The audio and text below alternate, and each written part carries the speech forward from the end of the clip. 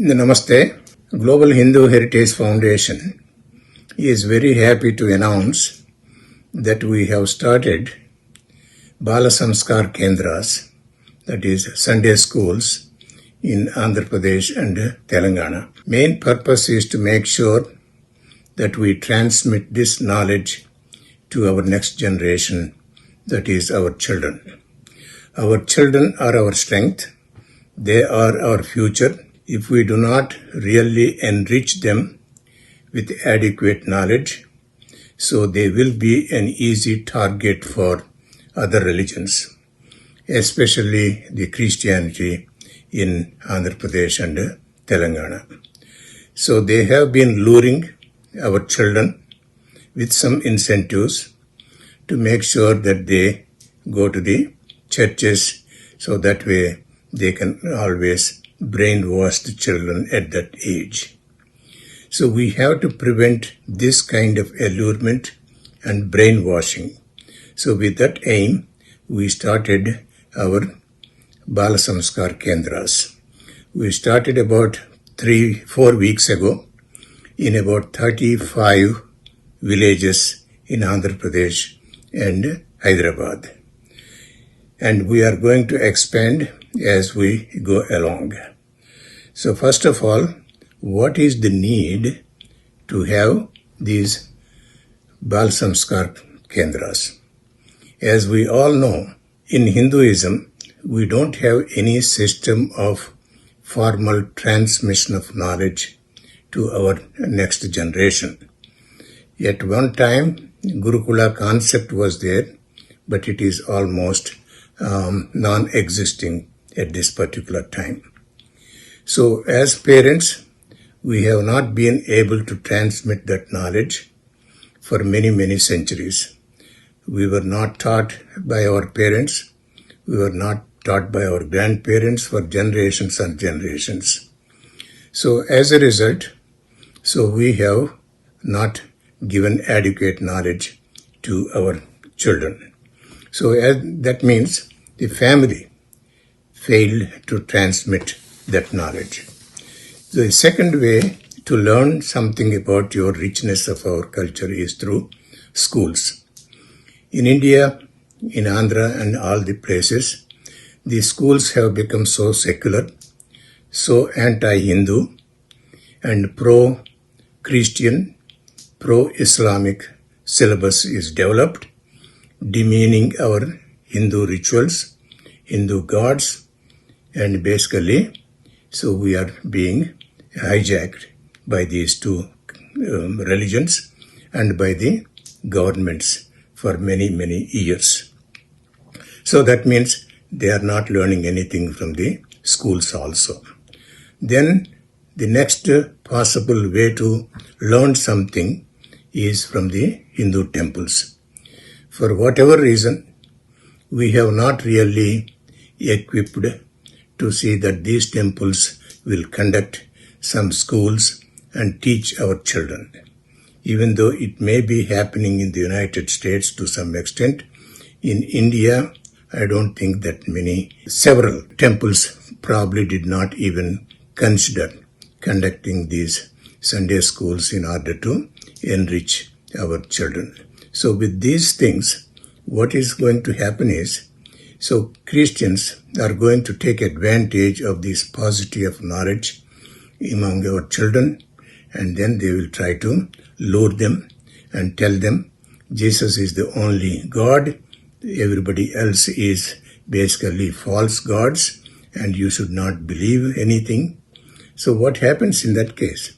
Once we do not teach anything to our children about the richness of our culture, the diversity of our culture, multiplicity of our gods, what happens? So then when they say Jesus is the real God, you tend to believe because we never taught about our gods and their characteristics, the uniqueness and the ethics and the morality and all these things we have not taught our children.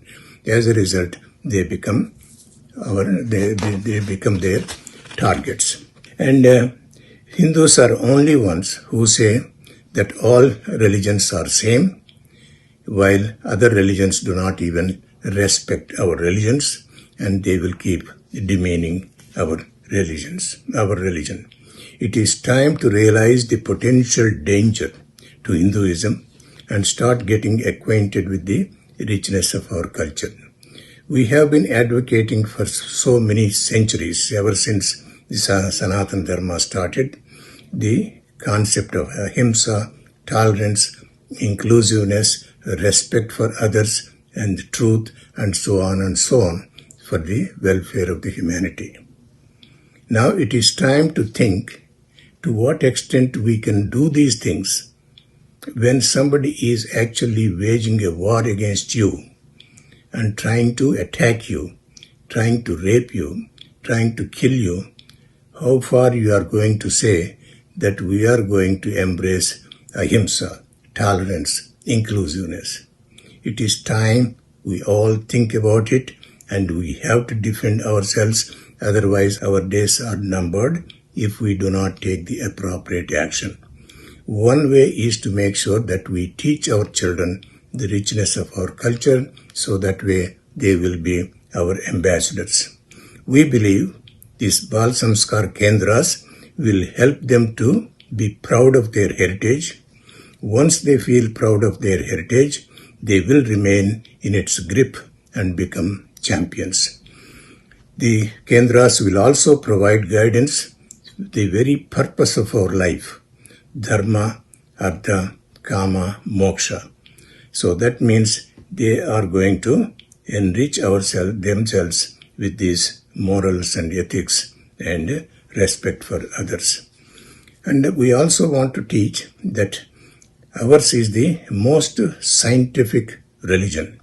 We are not afraid of science and religion, and we want to make sure that we conduct as much research as possible in order to make sure our religion is based on science, logic, and reasoning. Whereas other religions are totally against the logic. They have no clue of any scientific advances in their religions. If you look at all the Nobel laureates, at least about 40-50 of them, who said they went to Upanishads, they went to Bhagavad Gita in order to get the answers. You have not seen any one, to my knowledge, any one Nobel laureate saying that they went to Bible or to Quran in order to find an answer. It never happens, because those two scriptures are worthless. They only talk about raping, killing, and then incest, sexual abuse, so on and so on. So I think it is time for us to know first about our religion, the greatness of our religion, the glory of our religion, and then make sure that we will impart that knowledge to our children. The knowledge is power. Knowledge is wealth. It is a friend in foreign countries. It stays with us forever. Our scriptures make us to cope with any kind of difficulties, because everything that we do is based on science. Everything that we do is based on our scriptures. And these are the scriptures our ancient rishis have passed on to our generations.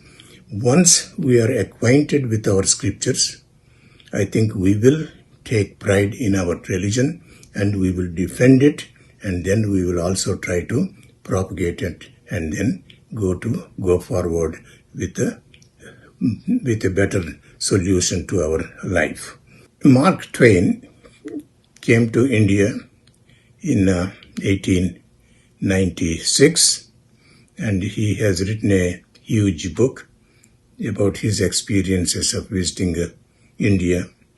And he came to the conclusion, India is the cradle of human race, the birthplace of human speech, the mother of history, the grandmother of legend, the great-grandmother of tradition.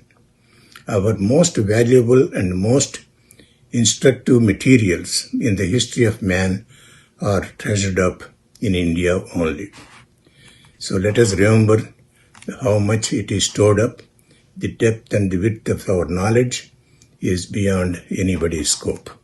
So in our Bala Samskar Kendras, we will try to teach the following things.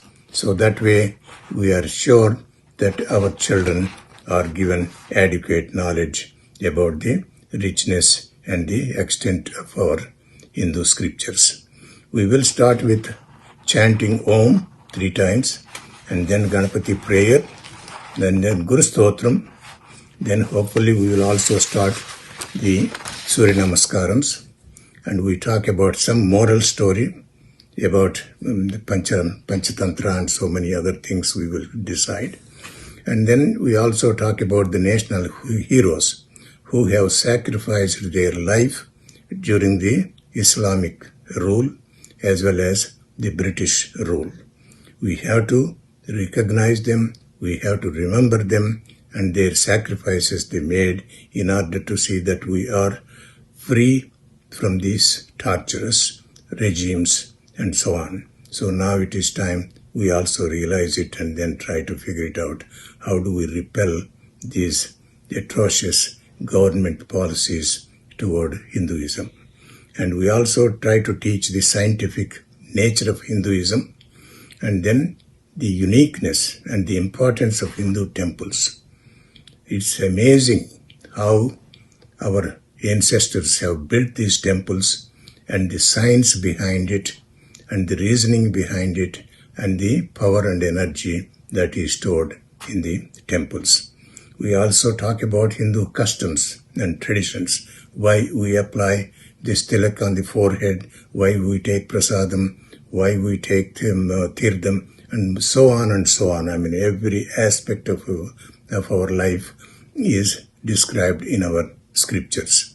And then we will also talk about different gurus over the centuries and also coming regarding the festivals that we are going to celebrate and some of the festivals that will be forthcoming.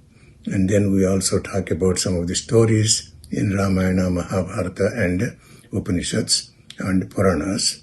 And also we want to see that they sing at least 1 or 2 bhajans, also chant 1 or 2 slokas in Bhagavad Gita. And then we also try to compare our Hinduism with other religions. Unless you compare with other religions and find out how nasty, bloody the other religions are, you would not appreciate what is the richness of our culture and all the ethical, moral values that we cherished for centuries and centuries. And then we also try to teach them about the yoga postures and meditation and then take them to a nearby temple and explain the multiplicity of gods and so on and so on. And then what are the government policies and how it is affecting the Hindus and how they are so partial and biased toward Hindu temples and how they have taken over our temples and how they are looting and how they are abusing our system of Hindu temples. So there are many other topics. As we go along, we will develop the course outline, which we have started doing it, and hopefully we will have enough information transmitted to our children. And we are planning to expand the number from 35 to 75 by the end of this December in order to make sure that so we give the adequate information to our children. So the whole purpose is to make sure that Hinduism will survive as we go along, because at this particular time, I don't think we are in a position to say that we are safe in the hands of the other religions, in the hands of the government, in the hands of all these politicians. Politicians have become our enemies. Most of them, for their own selfishness, for vote bank politics, they have turned against Hindus.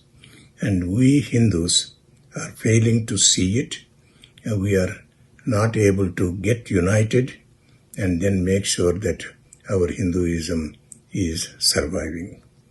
Hopefully, these Bala Samskar Kendras will help our children to see the potential danger, and hopefully they will enable us to survive in the future. Namaste.